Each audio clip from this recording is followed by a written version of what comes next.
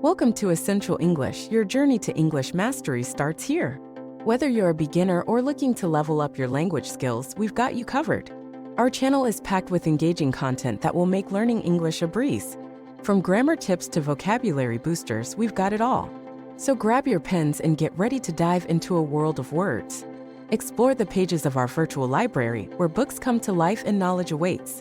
Let our animated globes take you on a linguistic adventure around the world, discovering new cultures and expanding your horizons. Join our community of language enthusiasts and embark on a journey that will transform your English skills. So what are you waiting for?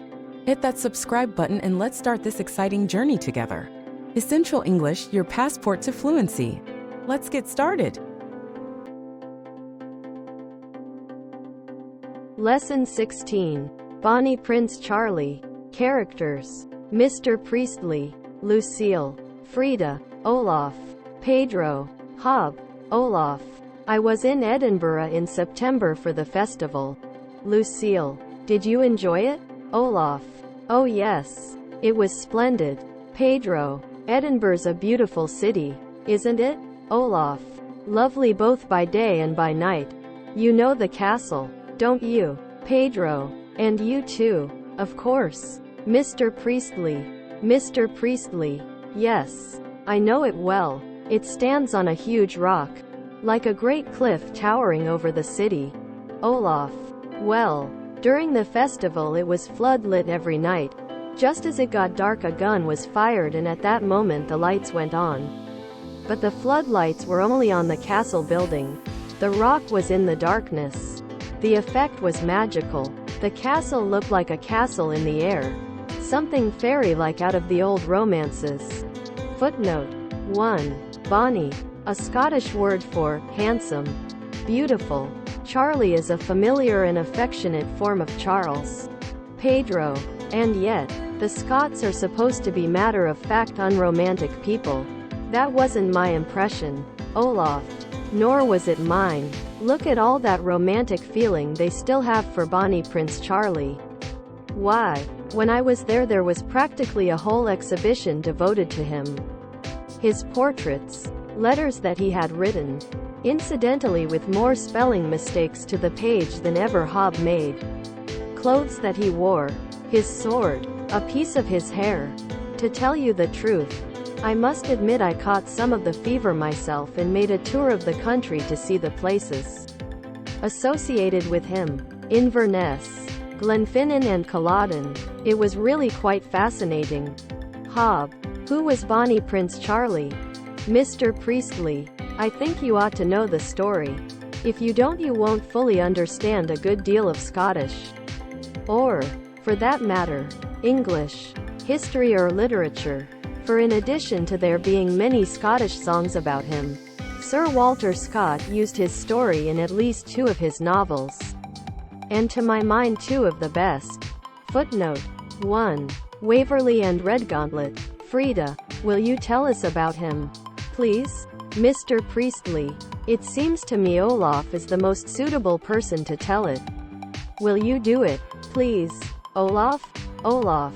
Well, sir, I'll try. The story begins, I suppose, in 1688 when James II, the last of the Stuart kings, was driven off the throne of England.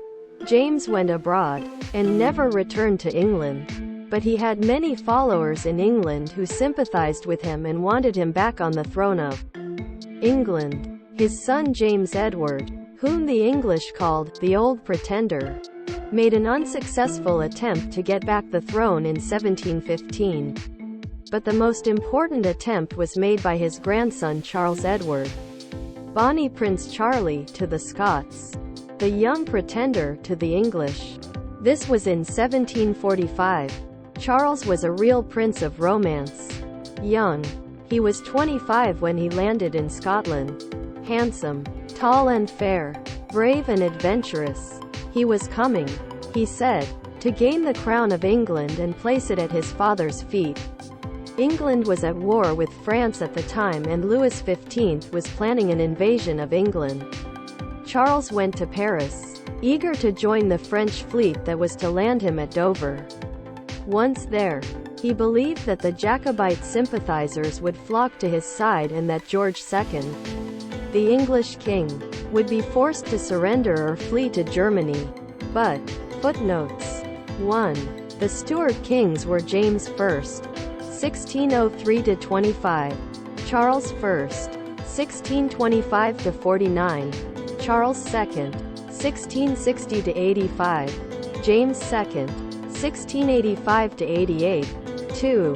These were called Jacobites from the Latin, Jacobus. James. Disaster overtook the French fleet. A great storm struck them in the Channel and they returned beaten and broken to the shores of France. It was a terrible blow to Charles Edward. But not for long. He was a man of spirit, a born adventurer, burning with ambition and courage. If the French couldn't help him, he would invade England by himself. Not across the Channel but from Scotland. There he was sure of support. He was not quite so sure of the English Jacobites. England under George II was prosperous. And to the matter-of-fact English, the Stuarts were merely a sentiment. And hard-headed businessmen don't risk their prosperity for a wild dream. But the Scots, or at least the Highlanders, were different. The Highlands was the wild home of the poor but high-spirited men to whom loyalty to their king was a passion. They were adventurous, romantic men who loved fighting and danger. The Stuarts had come originally from Scotland. And to the Highlanders the Stuarts were not just a sentiment. They were a religion for which they were prepared to fight and die. Disguised as a clergyman, Charles went aboard a small French ship, the Dutel, to sail for Scotland. With him was a French warship, the Elizabeth, of 68 guns. And in the Elizabeth were loaded the stores, guns, swords, powder and shot with which he hoped to defeat the English. In June 1745 they slipped quietly out of harbour and headed for Scotland. On the fourth day they were seen by a British warship, which opened fire on the Elizabeth. For 5 hours a battle went on and both ships were damaged. The English ship turned for England and the Elizabeth for Brest. Most of his stores were gone. But Charles, with only 6 followers, determined to go on. 2 British vessels were seen near the coast of Scotland, but the Dutel escaped in the mist and made her way among the rocky islands off the west of Scotland. A golden eagle was flying just above them. "The King of Birds welcomes your Royal Highness to your Scottish kingdom," said one of his followers. And Charles Stuart set foot on the land of his ancestors. The news spread quickly throughout the Highlands and Charles crossed from the island where he had landed and with his 6 faithful followers set up his standard at Glenfinnan. I saw the monument that marks the spot, an impressive if not particularly beautiful tower. He expected the shore to be lined with Highlanders to welcome him. Hardly a soul was there. It was an anxious moment.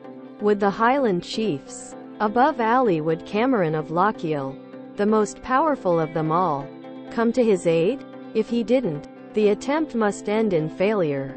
For 2 anxious hours the prince and his followers waited. Then they heard the sound of the pipers. And pouring over the hills came the Camerons. 800 of them headed by Lochiel. The royal standard was raised in the name of James, King of Scotland. George II issued a proclamation offering £30,000 to anyone who could capture the eldest son of the pretender. Charles answered with a similar notice offering £30,000 to anyone who would capture the Elector of Hanover. Then began the march on Edinburgh. More Highlanders, wild-looking savages with their swords, knives tied to poles, or any other weapon that they could lay hands on, joined his army as it marched southwards. News of the fierce forces that were coming struck terror in Edinburgh and Stirling. The few soldiers there withdrew in panic. The Highlanders were at the gates of Edinburgh. Almost without a blow being struck, the city surrendered and Charles entered in triumph. For a few weeks he held court at Holyrood Palace, the ancient home of the Scottish kings. I saw the room where he received his guests. And then the invasion of England began. through Carlisle, Preston, Manchester, right down to Derby, only 4 days' march from London. Success was almost within his grasp. There was panic in London. A ship was ready to take George II to Hanover. And then Charles decided not to advance but to retreat to Scotland again. If he had gone on instead of going back, the whole course of English history might have been changed. Charles, as a matter of fact, was all for advancing on London, but practically all his followers were. Footnote 1. The name the Jacobites gave to George II, who they didn't consider was the king. Against it, the English Jacobites had not come to his aid as Charles had hoped.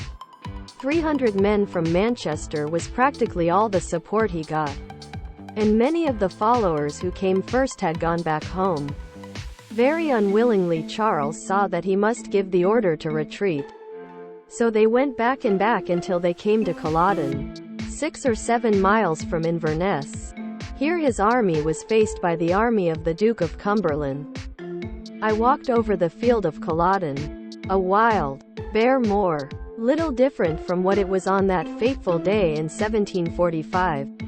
You can still see the little weather-worn stones that mark where the men of the clans who died there are buried. I spelled them out: Clan Cameron, Clan Mackintosh, Clan Maclean, Clan Stewart. Almost the whole flower of the Scottish Highlands fell at Culloden. Charles had only 5,000 men, weary, hungry and badly armed, against Cumberland's 9,000 regular soldiers, drawn from the continent where they had been fighting the French. Well-trained, well-fed, well-armed, supported by cavalry and artillery, the Highlanders rushed fiercely against the lines of the English redcoats, threw down their firearms and leapt upon the soldiers with swords and knives. They fell under the steady fire of Cumberland's soldiers and the deadly aim of his cannon, but others came on just as fiercely to continue the attack. The slaughter was dreadful as wave after wave of the Highlanders threw themselves on the English lines. But even all that bravery and loyalty could not win the day. The disciplined forces of the English soldiers held the attack. The drums sounded the advance. The redcoats moved forward. The clans were beaten back. Prince Charles saw that the day was lost and galloped from the field on which 1,200 of the clansmen lay dead. No mercy was shown to the survivors. Those who escaped from the battlefield were hunted down and when they were captured were put to death. Frida. And what happened to Prince Charles? Olaf. For months he was hunted through the Highlands. A huge reward was offered for anyone who would capture him dead or alive. But though many Highlanders knew where he was, men without a shilling in the world, not one betrayed him. Loyal, faithful followers hid him in the mountains, and after many hairbreadth escapes, the young, high-spirited Flora MacDonald took him, dressed as her servant maid, in a boat to the island of Skye, right under the very noses of the English soldiers who were looking for him. After 5 months of almost hourly perils, they managed to get him to the coast where a ship was waiting to take him to France in safety. Lucille. Did he ever come back to Scotland? Olaf. Yes. 20 years later he made one more attempt, but it was quite hopeless. The Stuart cause and the clan system had found their grave at Culloden. But Scottish people still sing old Jacobite songs. Here's one of them. See page 171. Bonnie Charlie's now awa, safely o'er the friendly main. Many a heart will break in TWA. Should he ne'er come back again? Will ye no, come back again? Will ye no, come back again? Better loved ye canna be. Will ye no, come back again? Mr. Priestley. Thank you, Olaf. I think you told the story very well.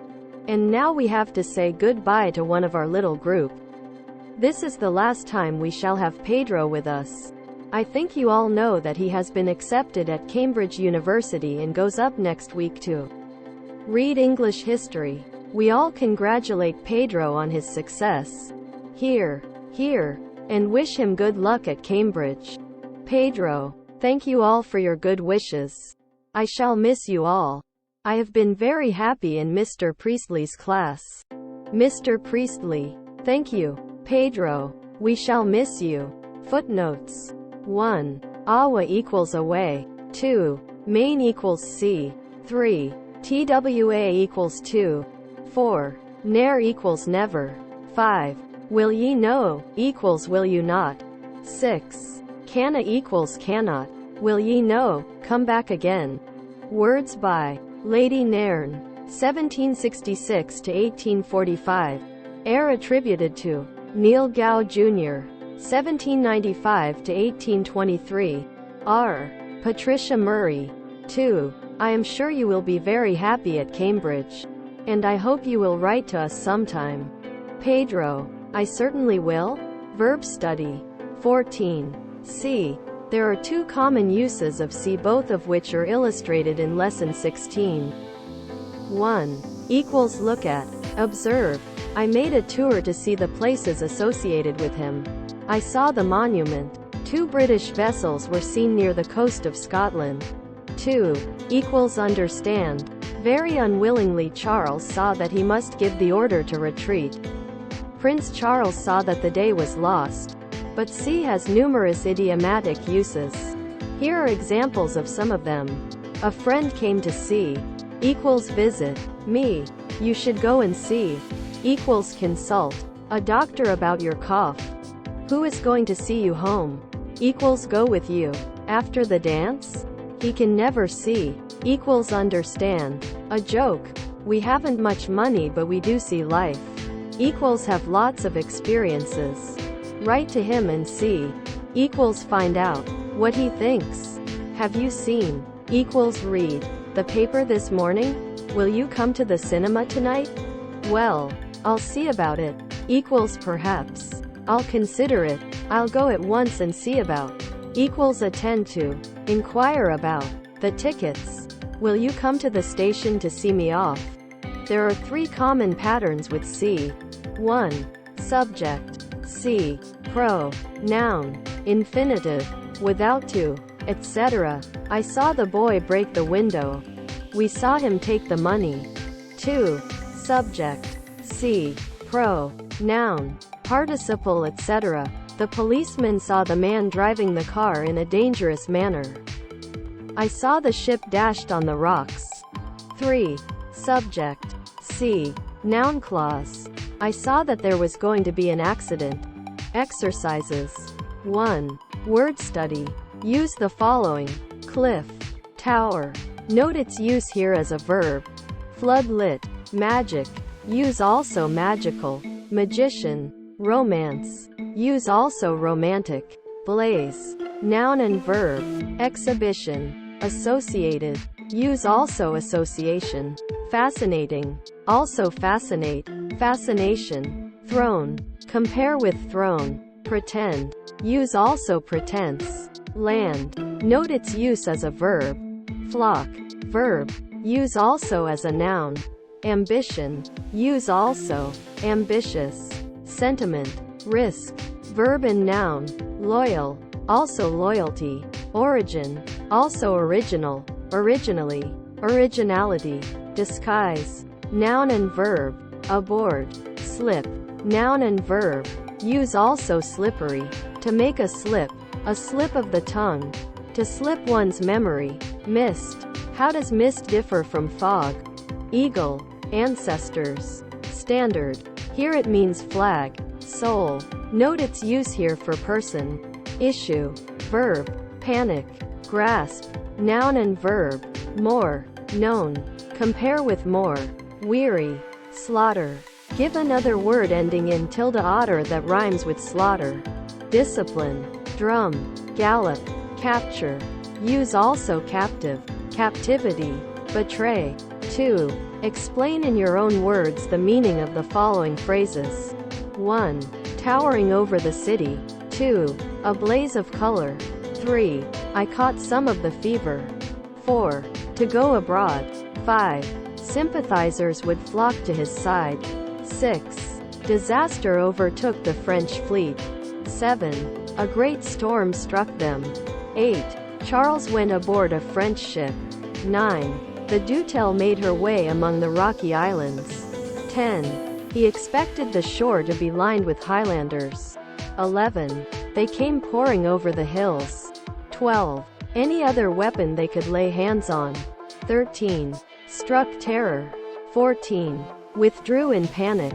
15. Success was almost within his grasp. 16. Charles was all for advancing.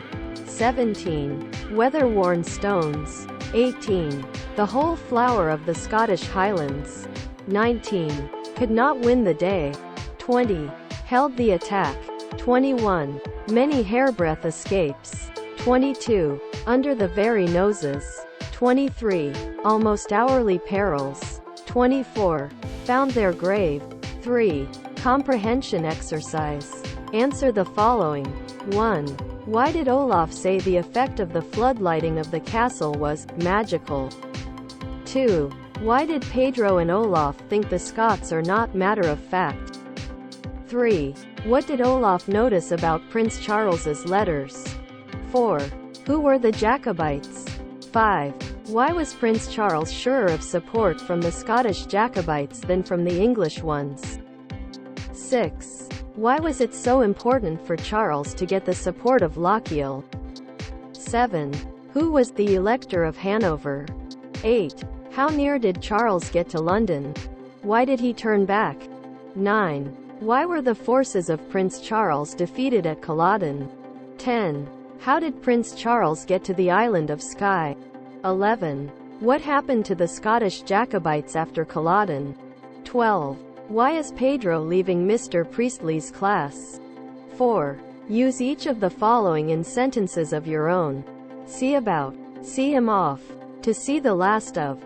To see red. To see one's way. Seen better days. To see through a person. To see eye to eye. 5. Composition exercises. 1. Write a short character sketch of Bonnie Prince Charlie. 2. Tell the story of Bonnie Prince Charlie in about 450 words. Thank you for joining us on Essential English. We hope you enjoyed today's lesson. Remember, learning English can be fun and exciting, just like our little friend here. Don't miss out on more engaging English lessons by subscribing to our channel and hitting the bell icon. Stay connected with us and join us next time on Essential English. Together, let's unlock the world of language.